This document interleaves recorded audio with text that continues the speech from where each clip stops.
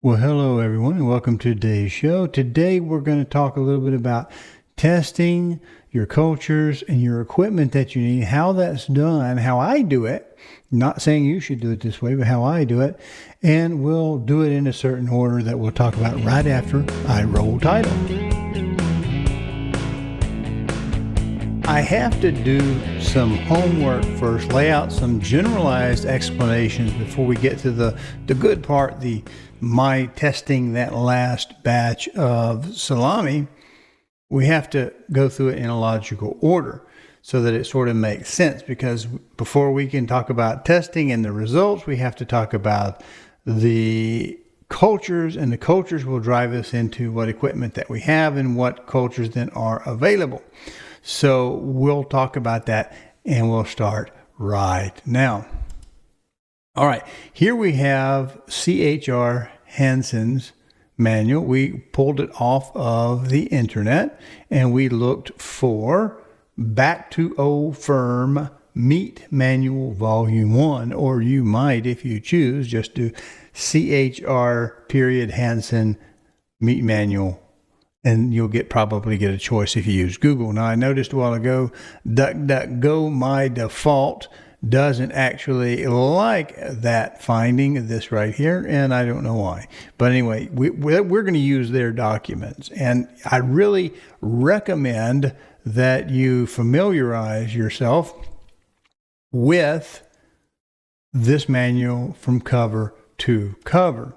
You don't have to, but I think it'll make more sense. You'll get a better basis of it, because one of the things that you'll notice in one of the notes is they may cite the same species of bacteria, but there's a note in there that says, yeah, but they're different strains. So you may have the same xylose be used for a cold fermentation, be the same, it might be in a higher elevated temperature, but they're different species. So you really need to get the culture that you want to if you're going to do cold fermentation versus accelerated high type stuff. So with this being said, we're going to look through the manual, scroll through, and I want to get toward the bottom. Here, obviously, table of content. What I want to talk about, really, we'll get down to the actual individual breakdowns of what's in a trademark, I guess it would be, a brand named group of cultures. And it talks about stuff you really need to know. Some of them, if you know your recipe and it's going to be a high salt thing like a pepperoni, certain cultures may not work that well for you because it simply may have too high of a salt content for it. You also want to see what your purpose is. Are you just trying to ferment it for the taste, and then you're going to cook the sausage like you might do several varieties, or whether or not you're going to dry? Now, what I'm doing is a dried, ready to eat sausage, and so I found one culture that I pretty well much use for everything for its safety, what it's trying to do. But anyway, here you can look at the types of sugars. I started in the first one to talk about type of sugar. Almost everything will do a dextrose. And remember, table sugar breaks down into fructose and glucose. These top two right here where I have my little bracket, that's what they're going to break down to. Not everything can use sucrose, which is this one down next to the bottom. You see right here, pentas. This one right here is one that can use sucrose. So if you only wanted to feed that particular bacteria, you could use and choose that type of sugar. But there's another chart in here, and you can find it, that talks about how effective the sugar utilization is depending on which sugar you use for various things. So it talks about even in the temperatures here. This is good from 35, you see, to 95. And so if you had a cold chamber fermentation like I started with initially, well, actually, that's not really 100% true. I started at a room temperature in a particular room where I kind of elevated it with a little bit of heat, in a fire-safe manner, so that I would actually be able to use some of the fermentation process. A lot of the low temperature is, in fact, actually, it's going to be a little slower probably. Now this is C. I misread that just as I was talking. It's the 35C. There are some that they will specify are good for cold fermentation. So watch me to make sure I don't confuse my F and C's, because right now my mind is thinking American. All right, so it goes through and it gives you kind of a breakdown in the bacteria, the mold. I never use a mold. Man, can you ruin a box once you get mold in that system? You almost need to be able to, and I probably will for my cold room, because I had some start. I had some the white fuzzy mold get started. I don't think it's a problem, but once it got started, you see, you can't hardly get it out. It's just there. So I never use molds, and I don't use yeast. I only use the bacteria, the cultures that use the bacteria. All right, that's just a personal preference. Here we talk about a little bit about the optimal growth, salt limits. You're going to kill out at this strain a little bit quicker than you will the acetylide. Acetylaceti. You can pronounce it yourself, but anyway, this one right here, right? So it's going to be, it's a Pediococcus strain, and it's going to be, this one is not going to be real great, like I said, on the higher salt end. It may be good enough for your recipe, but if you're really going to go a high salt one, this one's going to be better. So it just gives, you just need to be familiar with what the cultures are. Here are some charts, and they'll tell you, okay, in hours, you're only going to come down from 5.7, say, with whatever this one's based on. You're going to come down. This is temperature, you see, 64. If you do it 64, which is the blue curve, it's going to be very slow. If you come down at 75, pretty well much a room temperature, which you can do with, at home in basically a closet that you can keep undisturbed. You can see it comes down pretty quick, and you'll get down to 5.0 somewhere around in a couple of days. Okay. Now, if you have something different over here, you'd notice that the process is quite different, and they're contrasting different pH profiles. So you need to figure out which one you want to use. And it goes down even faster. I use a very fast process. Here's the sugar one I talked about. See, glucose, final pH will get you lower. It can get you to 4.08. If you get to 4.6 is generally considered safe for botulism. Is actually the critter, not, and botulism is the condition. But see, it does a little bit better. It produces 98% versus all the way down to, I don't know what raffinose is. I've never used it. Maltodextrin, never used that. Maltose, sucralose, or sugar, basic sugar will do that. So anyway, just good information to have if you really want to know.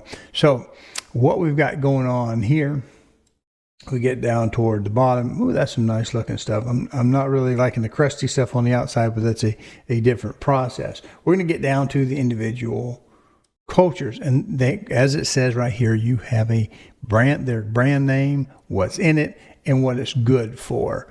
So we're looking at that. Oops, my mouse is a little bit in the wrong spot. And T-SPX is fairly common, at least it used to be in the good old days.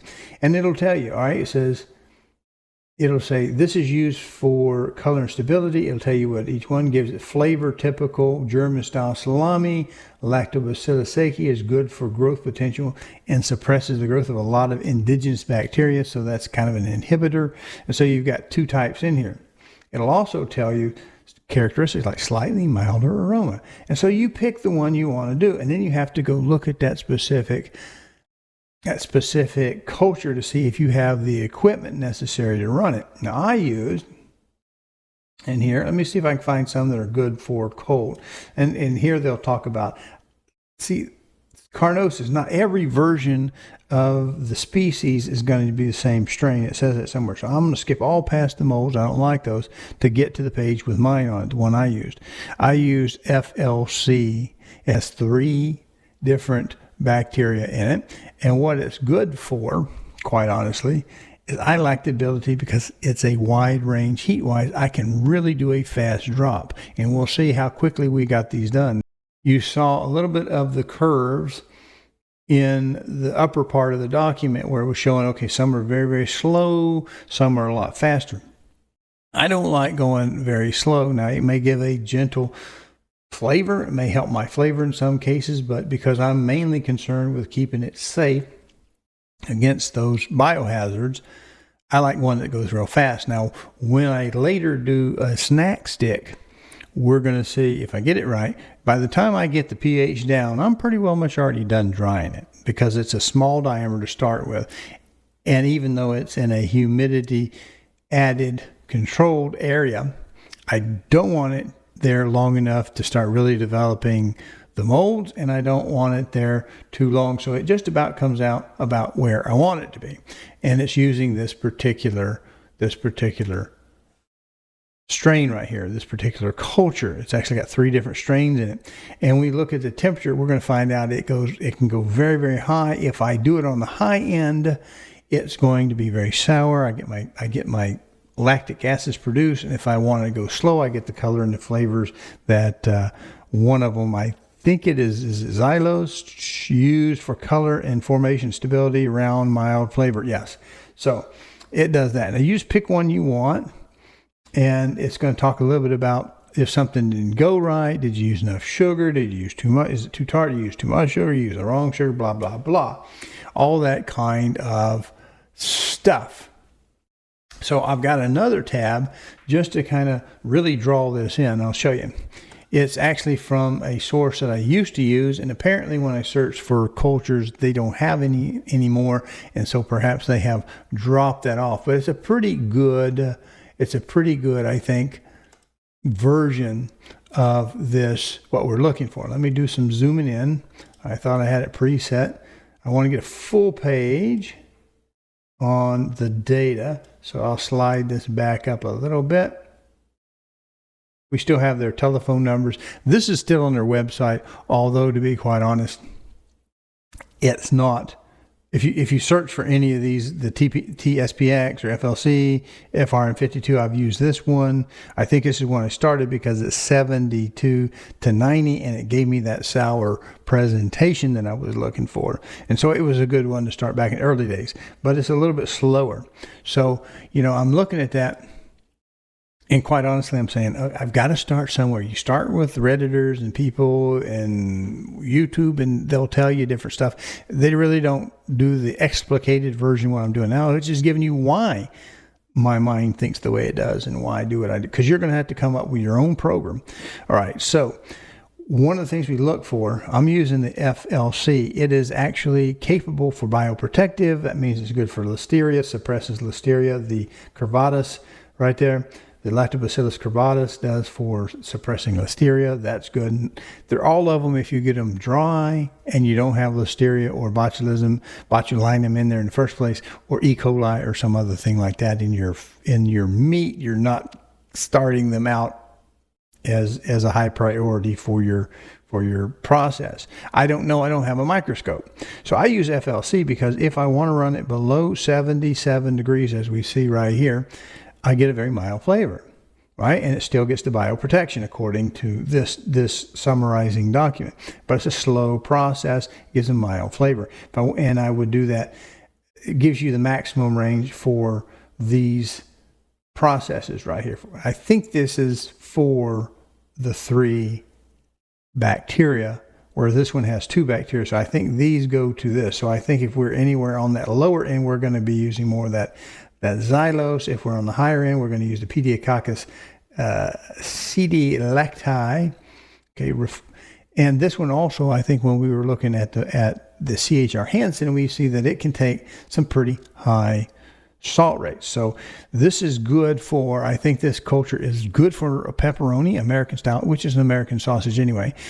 It's a high salt, a little bit tart, and we would do it. I ran it about 100, and I bounced a little bit between these two because I wanted the sour presentation on that sausage, and I wanted it to also be very, very quick.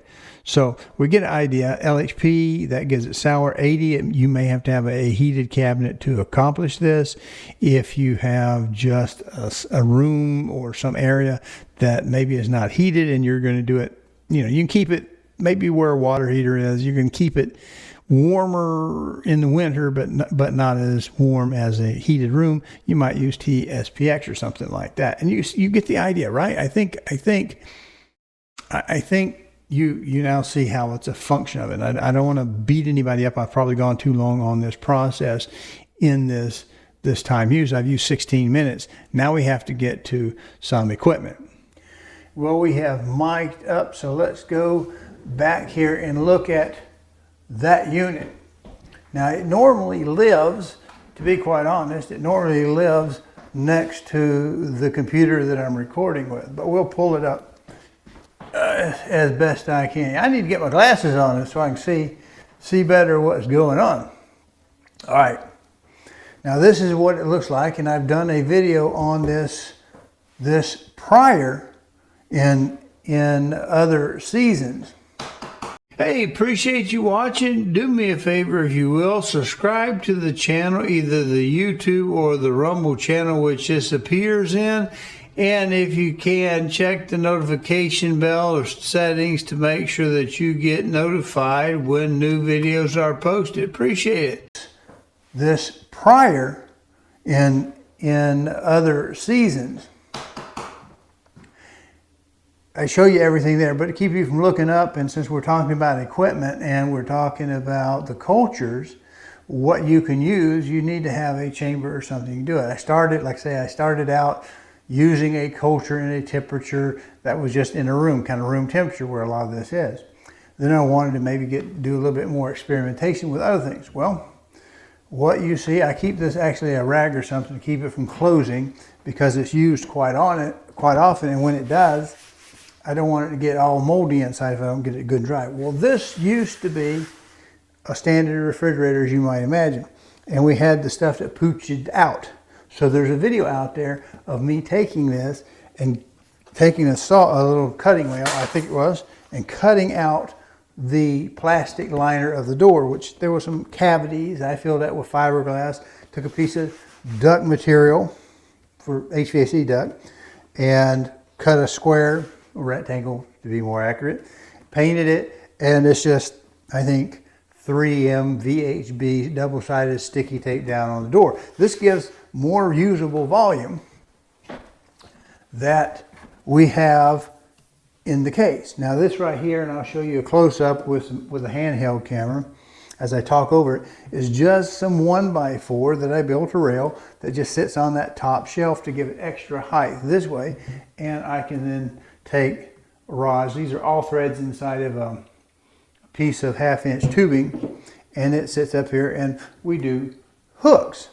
Now, what is good about this particular unit, doing it this way, is it's non-defrosting, which means once I take it and I close the door, all of the water and moisture is in there. It's just in there. It's in a combination of the air and in the sausage. And so you can really keep from drying your sausage out too quickly with a get up like this. Now, I'll show you on handheld, up in the back corner, I had actually lost a fan because it's been a while. I took a break in making sausage.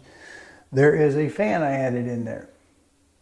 I had completely forgot about it till I went to the back, and I'll show you that again with some handheld. There is a controller back there where I converted how this runs to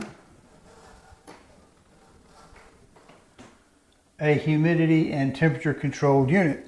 It lives down here, the controller's 2 receptacles, and that's where I remembered that I actually had an extra fan in there. What that fan does for the humidity side is that pan will collect water if you don't have it freezing. If you don't have it at a freezing temperature, if you have it above that a little bit, it will collect the water, and you dump it. You can actually measure, if you want to, how much water you're taking off your sausage a day by what collects in that shelf pan, the little pan inside here. And if it's too dry, the idea was when I affixed that fan was that it would blow air across that puddle of water if it was there and kind of humidify it a little bit. But this is just, I'm using this for a piece of conduit. It's just a piece of 1/2-inch poly and a couple little P-clamps up and down here to protect that probe that goes in up near the thermostat inside. Again, this is a wireless Wi-Fi job, and I can actually monitor the temperature and humidity inside this box from my phone anywhere. And by anywhere, I generally mean downstairs or just whenever I look at it. But yeah, I could actually check this from church and it would show it to me. there is a video on that available, like I say. And again, the fan is made and attached to a little piece of metal stud track. If you ever did construction, if you've ever done that, you have a track you put down, then you put you shoot it down with your ram set, and then into the concrete, and then you build the wall with metal studs. So that's just a little piece of that. I sized it, cut it, trimmed it up, and that was pretty well much it. So what this will do for you, if you have a chamber like this, is it will allow you to do some of the cold fermentation. It also allows you to, if you build a box and you put the controller on it, you can change the temperature. You can start it out very cold as it is very wet, and then bring the temperature up over a couple of days, 12 hours at a time, depending on how slow that is. And you have control. That's what it's about. It's about giving you control. Now this is the hot cabinet, and I use it for longer stuff, obviously, because it's not limited to the size I would have needed for for an under-counter refrigerator. You can use a taller one if you want, and you can use the self-defrosting one if you want. This is a Metro C5. It's a full-size cabinet, obviously. And at the time, I thought, well, I didn't really want to buy half size, but maybe I should have, and maybe I should have got a Chinese version of something significantly cheaper. Now, this was purchased brand new, because I didn't want it infected with God knows whatever coming out of some dirty, nasty kitchen. All right, so what we have here, I do like to keep the door a little bit of ajar. We have a water pan in the bottom for humidity. That would be the little blue dial. If I can get my finger in the shot, there it is, the blue dial, and the heat is the red one.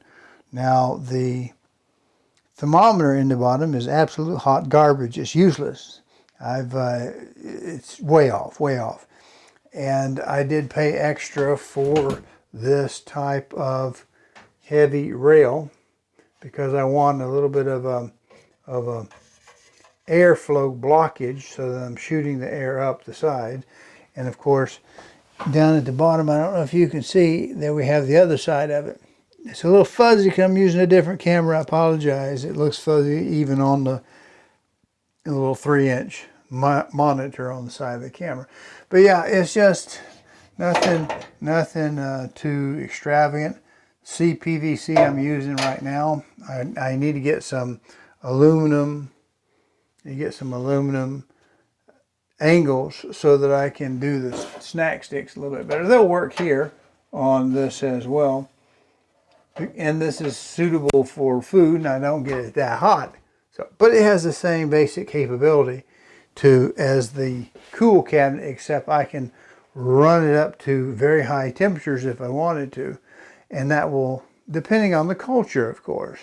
So I can keep it wet with the humidity, the little thing right there, the little pan with water in it.